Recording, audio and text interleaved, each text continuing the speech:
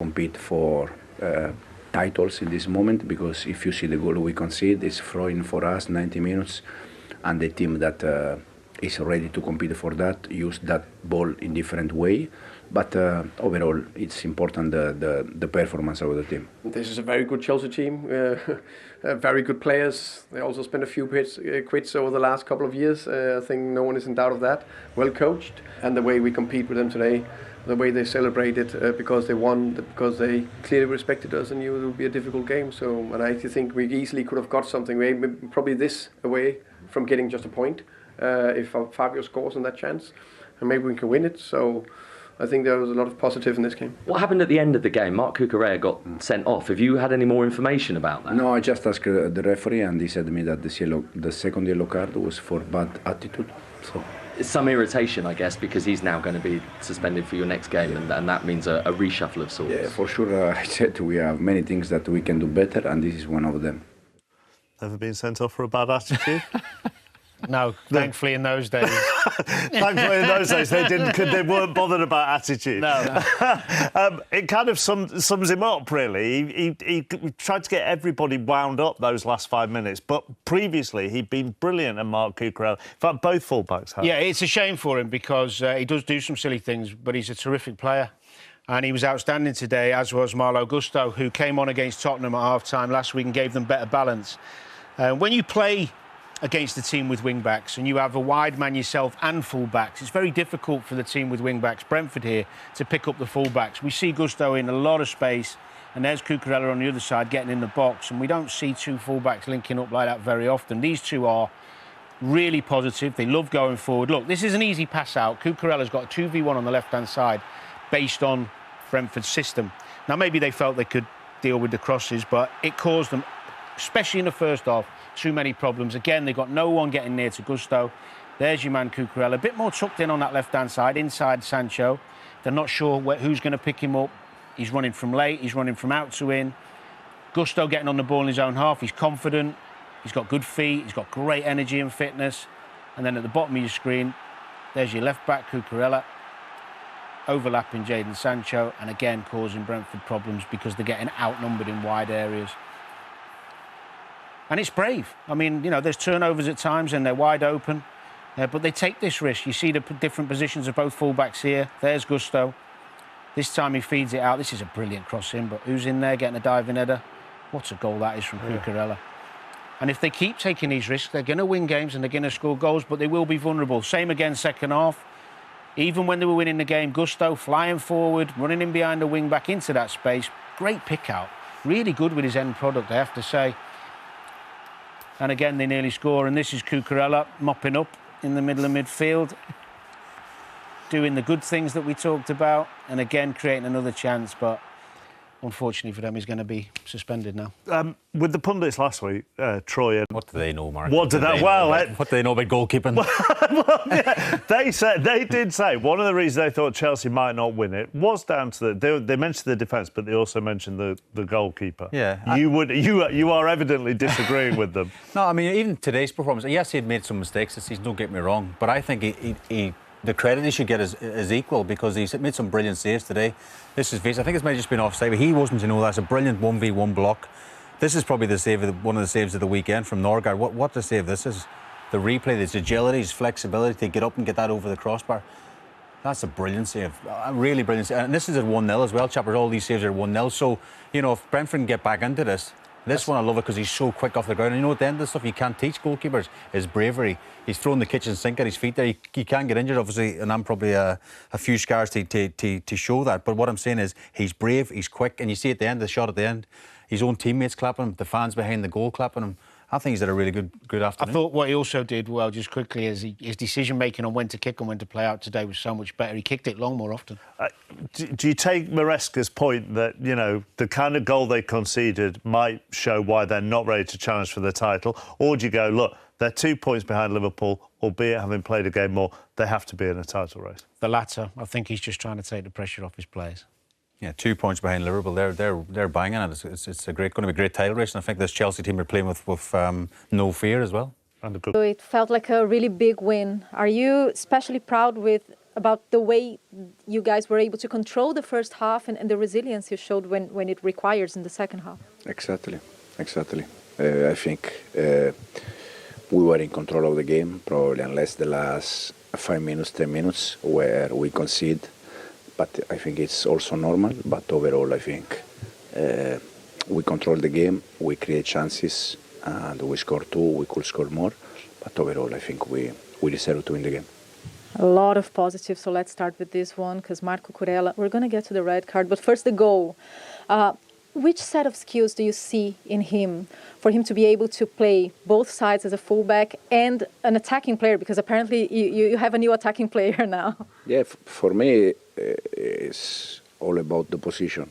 You have to be in the right position, and if you are in the right position, you're going to, in that case, have a chance. So we work with Mark for this game to arrive and to occupy the right position. He was in the right position, and we score with Mark. That we are very happy. A nice finish as well. It's a good header. Yeah, absolutely. It's not something normal. First of all, because as you said, it's fullback. Then it's not a big fullback, tall fullback. But we work during the week for this kind of solution also, and we have been lucky. And with Nicolas Jackson, before he scored, like 20 minutes before he scored, he misses a big chance, and then he goes and he tries again. He has a nice shot and he doesn't get it, and then he gets the second goal. What does it say about his mentality? Yeah, I said after Tottenham game that in that game he didn't score, but he did the most important thing, that is after we score the penalty with Cole Palmer, the 2-2, he was the only one. The rest, they were celebrating the goal, and he was the only one go for the ball because he wanted to win the game and start quick. So this show the desire of Nico, and tonight he scored, but off the ball he was working hard, and this is what we need. I imagine frustrated with the red card because Cucurella scored. You guys won the match. It was over, and he gets a second yellow for aggressive behavior. So he's a fiery player, but do you feel like he needs to dose it up better?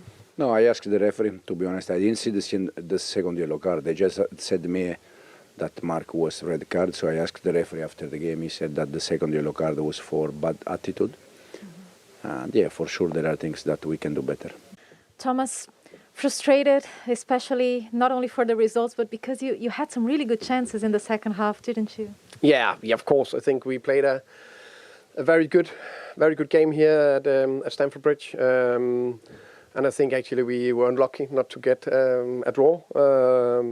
Some big chances we missed in the end. And I think we managed over the 90 minutes to go toe-to-toe in many moments with Chelsea, especially the second half. And I think a draw would have probably been okay fair. So very pleased with my players' performance in many ways. Nothing more to say. Could you talk a little bit about the game plan? Because there was some really good defending in the first half, but was it one of those cases where you just had to sacrifice a little the offensive side of your game, or did Chelsea really force you on this one? No, of course.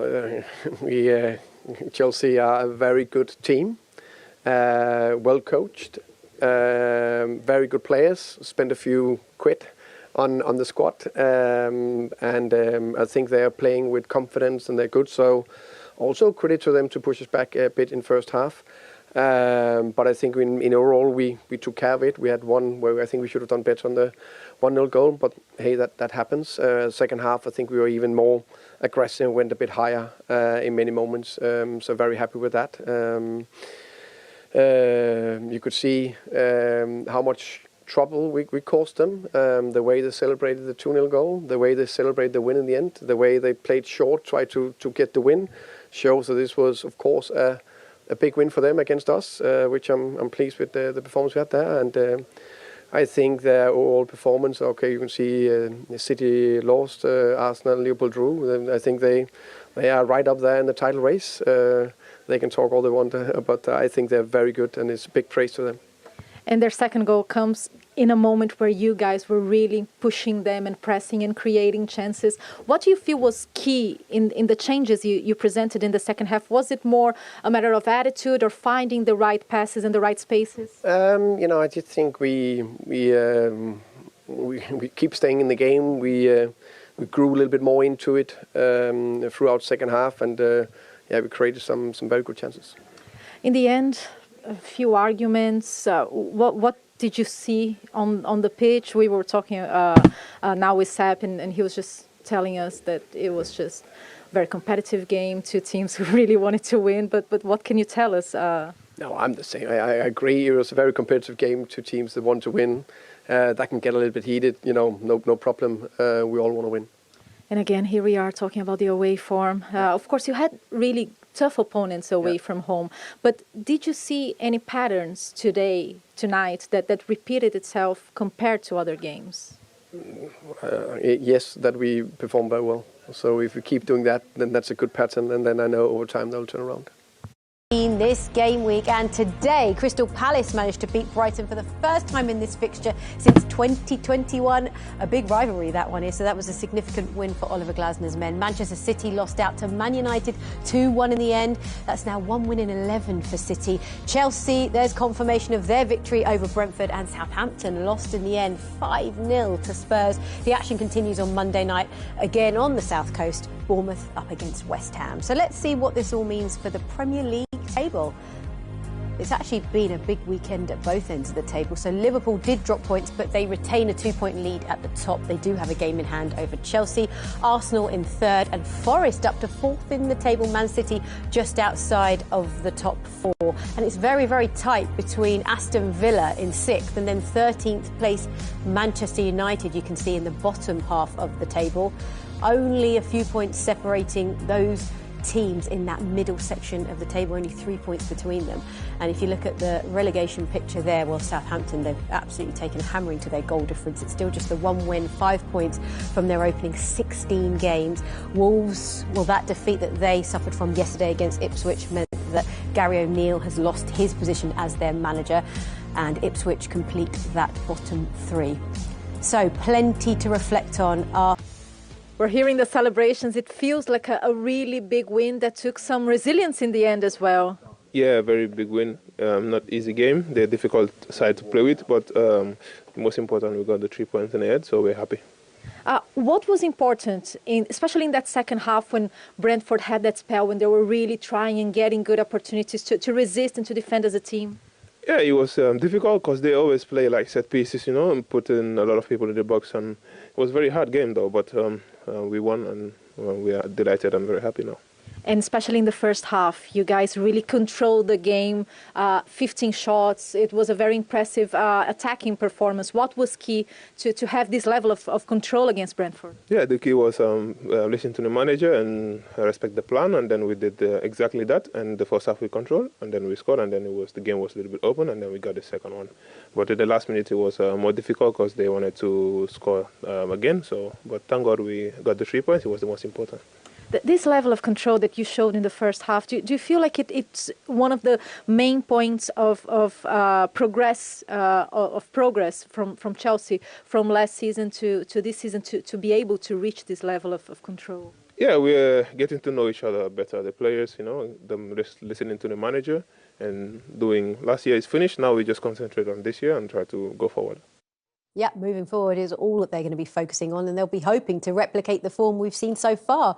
Look at their last 7 results in all competitions, 7 wins on the spin, Karen. That's impressive. It is, but again, I would say, given the squads, their games, I would expect them to get results again, but nevertheless, they still have to do it, and they're right on the money. I think, as Tim mentioned there, the Europa League conference there is a massive win for them as well, because you can keep momentum, players giving minutes, and the biggest thing is keeping a happy training ground, and that's been a massive difference for them. And like I said, the manager's got a style, a system out of them, and everyone's playing really, really well. And credit to the manager, actually, for keeping those players happy, because he has an awfully big squad to keep happy. Let's talk Nicolas Jackson. We'd heard from him there. Well, as we were watching the game, we saw there were a couple of moments. He missed some key chances, didn't he? He got the goal in the end, but we saw almost the good and the bad. Well, not just today, I think all seasons. Well, since I've seen Nicolas Jackson, he's so unpredictable. At times, he looks like someone playing in Soccer Aid who's not a footballer. I mean, look at his chance here. Look, that looks like someone who's a rapper or an actor or something trying to play football, with that chance. But then, all of a sudden, he just turns it on. He's such a threat. because he tries to get in behind. He doesn't mind if he misses chances because he knows there's one to come. I mean, look at that there. I mean, that is a man, but we're going to show you something now which is undefendable. You can't defend this. As soon as this turns the ball, Caicedo does brilliant, turns the ball over, and Maresca, Enzo gives him the ball. And once he's in this position, not everyone can do this. He's got a talent to be able to do this. It's incredible. He scores the hardest chances and misses the easiest ones. But you need to be a big character to do that because he always wants to put himself on offer. I've got a lot of time for him. He's scored 9 Premier League goals now. But that's a very difficult chance. He's got so much to do. He drives and drives, keeps his balance well, smashes it in the bottom corner. Fantastic, wins in the game. But he puts himself on offer all of the time, and I admire that from him. There's been so much talk about whether he is the man, whether he can be the man to lead the line for Chelsea. Do you think he can be? Look, his numbers are there at the moment, so the others in the league. Look at that. That's for Chelsea, though, after 50 appearances. But in terms of the rest of I think the top is Salah's obviously up there. I think he's got 13. So he's not that far behind in terms of who's leading the line there. So as Tim said, he's got the players around him. If he just couldn't keep his composure in around the 18-yard box, you know, he's definitely a threat for them this season. And, yeah, you have to give him kudos to him. He's only young, Kaz. He can still develop. He can still get better. And I'm sure this manager will be showing him them chances and showing him how he can improve and get his coaching team out there with him and recreate these chances again. This is something you haven't got to recreate with him. He's good at this. We know he's good at that. But that chance when he's almost not ready and then it just comes to him and he almost looks surprised and he has a straight leg with his left foot and it's an awful technique. But this one, you don't have to coach him that. I mean, he knows that. That is easy to him. But he's, I think he's got an all-round game. He's ahead of Didier Drogba, one of the best centre-forwards they've ever had after 50 games. After 50 games, 23 goals. He's in fantastic company there. It can only get better for him, surely. I think so. I think so. And he looks like a real good character, like I say. It takes a big character to put yourself on offer at the bridge and around the Premier League and have big chances and miss them and take the criticism, but still put yourself on offer to get them chances again. And he takes difficult chances. That's what he does. If he can finish the easy ones, his numbers will double. Yeah, and that number 9 shirt comes with a lot of pressure, doesn't it? At Chelsea it does. It does, doesn't it? Look, they were 1-0 up, and then after that, there were a couple of decent chances for Brentford as well. It could have been a different story. Well, look, Brentford had one shot in the first half, and we were frustrated with how defensive they were. The second half, though, they went, right, we'll go play for play, and we'll go aggressive, and we'll play how we do at home. And we're like, OK, we've got a game on our hands now. They had chances here. This one, it's difficult because it's coming at him as a kind of a... It's kind of coming down slow, isn't it? And then he has to try and get the volley on it. I said to Tim, should he have done better there? But look, it's a great save, but it came down a little bit too slow. But this is it. Went a bit more direct as well. And Mbeumo's an absolute threat, no matter what. Look at the numbers they have forward. This was not the case. I mean, I think there was a little nick before he got on the end of it. You could just see it now, a little toe ahead of him, so he probably wasn't coming onto it. But just unfortunate there. But they had the chances. And then, obviously, they didn't take them. This was the biggest one, obviously. But there's a Colwell slight little nick there, so he puts him off. But they would have been disappointed, and obviously then Chelsea go and punish them the other end. It was a lot better game. Yeah, home better game second half because Brentford had a go. Like they do when they play at home, they have a go at the opposition. And I think he would learn from that, Thomas Frank, today. You know, man for man, you shouldn't be in the game. And certainly when they played negatively in the first half, they wasn't in the game. Sanchez stood up when he was needed. I've been critical of him. I've said that I think they need a better goalkeeper to win the Premier League. If he performs like he did today, I'll eat my words. OK, well, let's talk about what we saw just at the end. Cucurella and a couple of players just slightly frustrated. He got 2 yellow cards. This was the first yellow card, Karen. Yeah, I mean, I don't think there's a question mark over that. I think he jumps in. I don't know why he's going in the manner, because we know it, the modern game, in this game, you always kind of, when you jump in like that, your feet are off the ground and it catches him. You might have got the ball, but you can't jump in like that. And then this is at the end, and we were a little bit confused because we didn't really know what was happening. A lot of the players didn't know what was happening, but apparently it was for his over-aggressive behaviour, I think, towards the referee, maybe. So when he gets his second yellow card and he finds himself now missing the Everton game. As a manager, is Enzo Maresca really upset with him, frustrated with him for that? Because there was no need, right, at the end? No, when he sees that, he'll be disappointed because he's an important player for Chelsea and for the manager. I mean, it's the game away at Chelsea, Everton. Yes. On the back of a decent result against Arsenal. No, they're going to miss him, but I think they've got a big hope. You know, if it was a Liverpool next week, you know, it'd be really important. He's lucky that the fixture list is slightly kinder. And they've spent 1.2 billion, so I'm sure they'll find a replacement. They're all right. They'll be all right. They will do. All right. On that note, we are going to take a break, after which we'll continue to bring you talking about next games. If Chelsea win their next game, they play before Liverpool. They could top the table if they take 3 points. How big a win was this today for Chelsea? Yeah, it was huge. It was a derby as well. I always say it's almost difficult for the London clubs to win because they play so many derbies. So many derbies. But they're coping with it. So I think they will beat Everton and they will go top of the Premier League. What do you think? Merry Christmas, it'll be, by the sounds of it. It's all in their hands. I still don't think they'll go the length, but I still think they'll push to try and have a big title race for us towards the end of the season. Yeah, and I think they've got the players, they've got the squad to do it, haven't they? It is a wide open Premier League, thank goodness. That it's a wide open Premier League. Well, we're enjoying every moment of it, as I did with both of you today. Thank you for your company. Thank you very much as well for joining us. And Chelsea have been left far from blue as they go within 2 points of league leaders Liverpool. See you soon. Good night. A win for Man United in the derby earlier this afternoon. They came from a goal down in that one. Chelsea win again, just 2 points off the top. Forest, their 2-1 win over Villa yesterday with 2 late goals mean they are in a Champions League spot right now as well. Palace won against their rivals Brighton at the Amex earlier. Liverpool and Arsenal both dropping points as well. I don't even know, guys, where to start with all of that, but Joe, let's start with Chelsea, shall we? It's 7 wins in a row, 5 in the Premier League. Yeah. It's looking like title-winning form, isn't it? It's looking great, Linz. I think Enzo Maresca's so far manager of the season. What he had to contend with at the start, we were talking to a member at West Ham and he was like talking about the 30-odd players he's got and trying to manage the squad. A lot of question marks on the recruitment. And since maybe sort of late September, there's just been an upward curve, been faultless in Europe. He's managed to use the squad in that competition, and the midfield, Casado, Enzo, Lavia, Palmer, 3 of the 4 in there, is just dominating most games.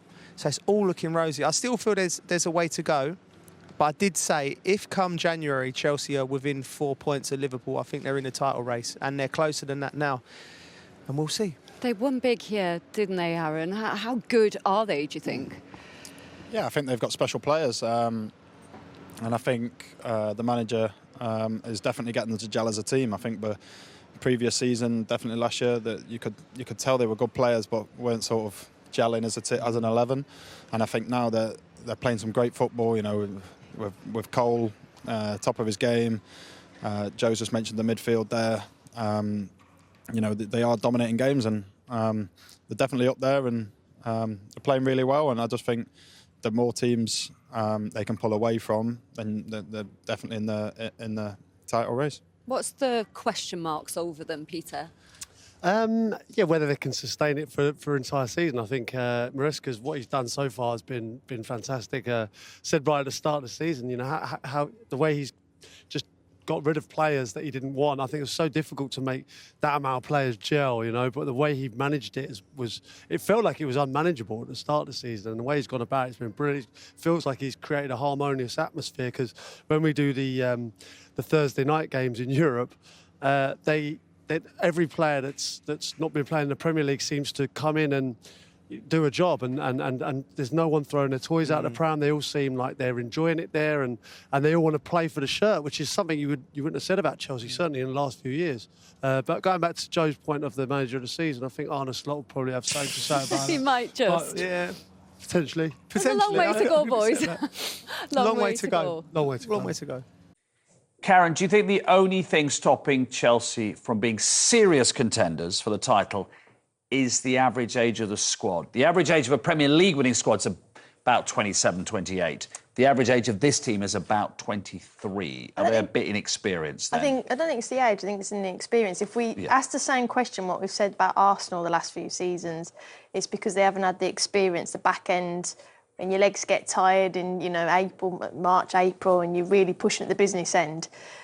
That's why we've always said no to Arsenal. So I have to say the same thing. I think Chelsea were unbelievable. I think the 2 centre-halves are a little bit too young, and obviously the goalkeeper is he was fantastic today, but he's obviously a bit dubious as well. But they're certainly, you can't rule them out, but I think towards the back end, that's where they'll get found out a little bit.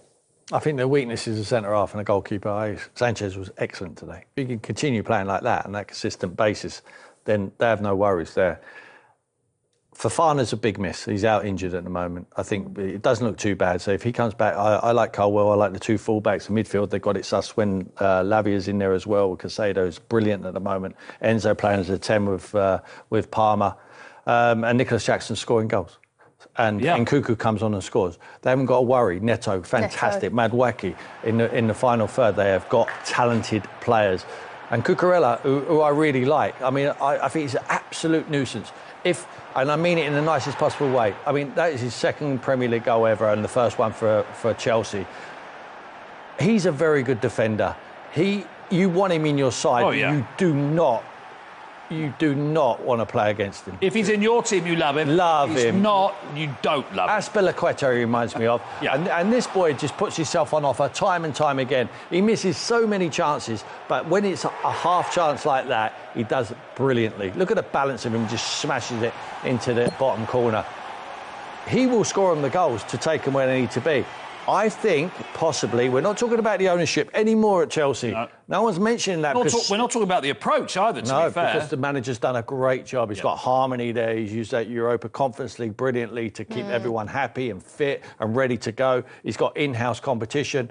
And I believe if they're good enough in the transfer market in January and they go and get that cover for it, to get a little bit of an experienced Premier League player in that centre-half position, and maybe another goalkeeper, or the easiest players to find goalkeepers, then I think they might have a chance. Karen, look at those fixtures. They won 5 in a row. That's what's coming up.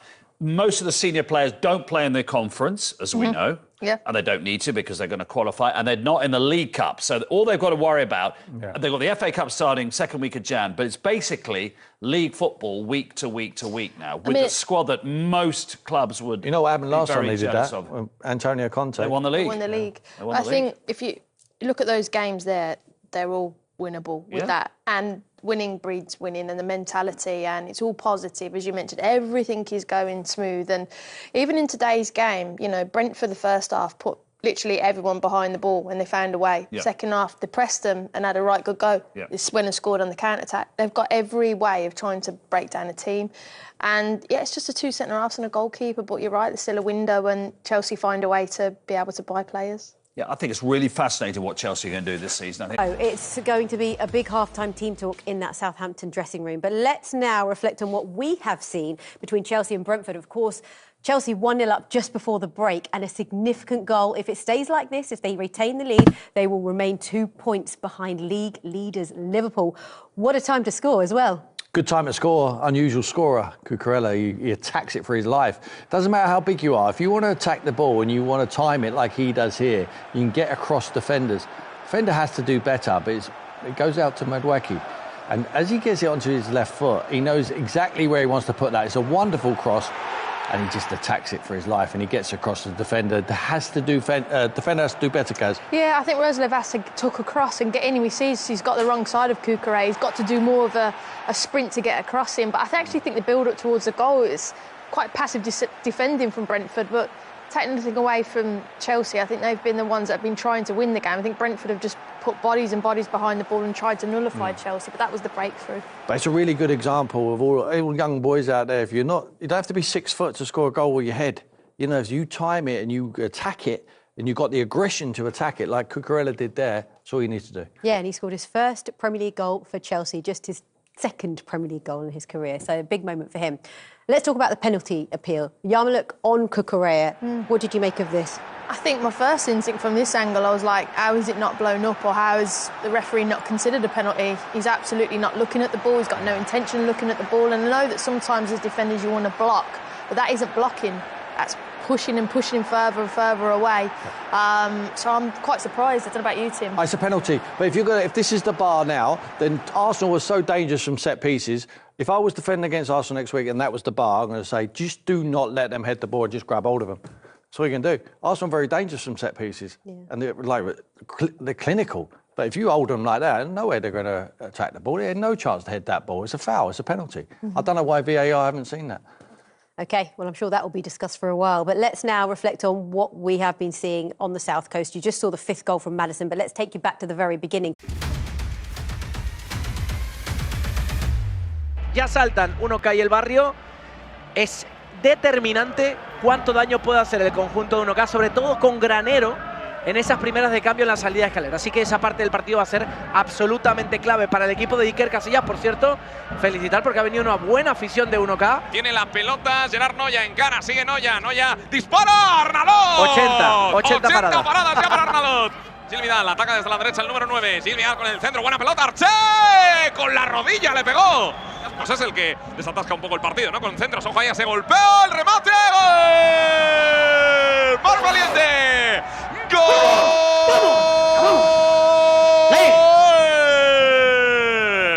¡Del Barrio! ¡Marca Mar Valiente! Esa banda izquierda que es terreno de los cañonazos de Granero, a la que tengo un mínimo de espacio, le pega Granero. Bueno, pues es decirlo, y ahí lo tenemos. El tema es que el remate le ha salido centrado. Abraham, buena pelota, banda derecha. Vamos a ver qué hace ahí Fran Rodríguez, se mete en el área, sigue Fran. ¡Qué bien Fran! Se va de dos, el remate, ¡fuera! ¡Chicos! A ver si acierta. ¡Claro que Mira sí! acá. Busca el Barrio el segundo gol. Arché. Arché para Gil. Gil que le puede pegar a este Gil. Buen recorte. Gil al palo. Le manda Arché. ¡Dios! ¡No! Madre mía, qué parada. Y a centímetros del remate, ¿eh? No, la reacción ha sido impresionante. El disparo. ¡Madre de Dios! ¡Otro que vuela! ¡Otro más! Que está la pelota para John de la Cruz, la quiere levantar, vuelve a pegar la pelota en el cuerpo de un jugador del Barrio, el remate con la puntera y acaba deteniendo a Gerard Vacas. Será córner favorable a 1K.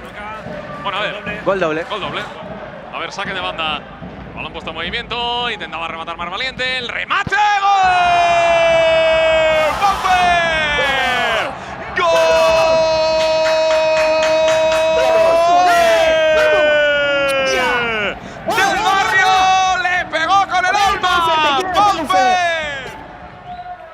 Y es penalti ¡madre normal. mía lo de los penaltis! Penalti normal. Y el que quiere hacer el 0-3 es el número 4, pega Valiente.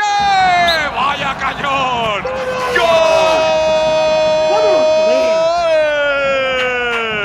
Ahí están Arnalot y Vacas como candidatos, como guardametas, y también Mar Valiente y Pau Ferojo la recuperación. Tiene la pelota al Barrio que puede sentenciar el remate. ¡Gol! Knockout. ¡Gol! ¡Let's go, Barria! Ponme el 5. El cambio del partido ha sido radical en los últimos 10 minutos. El balón que lo tiene. ¡Ojo! ¡Ay! Jaimitada. Marca de nuevo el Barrio, gol de Fran Fuentes. El equipo de Juan Arroita, que no ganaba un encuentro con esta tranquilidad, entre comillas, al final, con un margen tan amplio, con 2 goles dobles que han hecho pasar el partido del 0-3 al 0-7. Paufer, ha costado, pero por fin ha llegado esa victoria tan deseada con goleada. Ha costado mucho, pero bueno, le damos emoción hasta el momento final, recta final, y ahora, pase lo que pase con Pío, nos lo jugaremos contra ellos. Eso te iba a decir, pase lo que pase con Pío, la semana que viene, o ellos, o tú, o tu ex equipo, o tú. Bueno, o el Barrio o ellos, pero sí. La vida, yo qué sé, no sé, son cosas muy raras que suceden, pero ahí estaremos. Ahora estoy en el Barrio, así que espero que gane el Barrio. Enhorabuena y a disfrutarlo. Gracias.